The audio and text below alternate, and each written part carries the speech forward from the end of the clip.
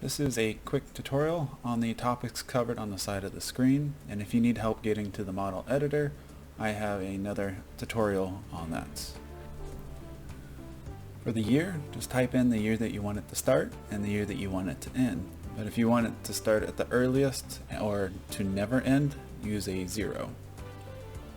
The cost is usually a -1. This is the original cost based off of the train stats such as power, traction, and speed.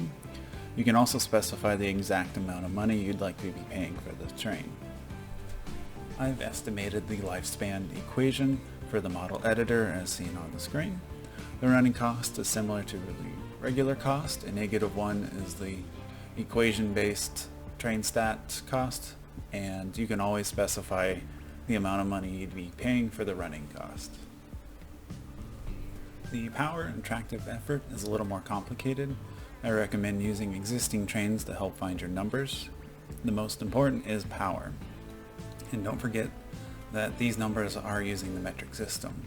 In the same page you can change the diesel, steam, and electric configurations.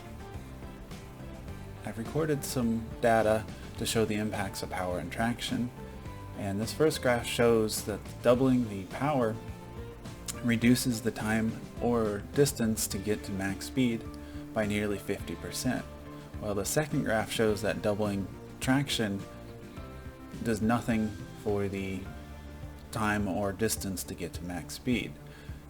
However, you do need enough traction to make it up medium and high slopes. Without it, you'll slow down or not make it up at all. The top speed is kilometers per hour divided by 3.6, and if you want to use miles per hour, you need to convert that into kilometers per hour and then divide by 3.6. And lastly, the weight is in metric tons. To change the number of passengers in your train, you'll need to go to the file location as seen on the screen.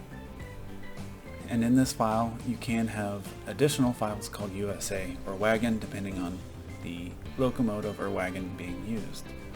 Once you get to the MDL file, open this up with the Notepad++ and scroll all the way to the bottom. At the very bottom, you'll see the passenger capacity, and actually the capacity is equal to 4 times the number of passengers. And below you can find the load speed, which you can also modify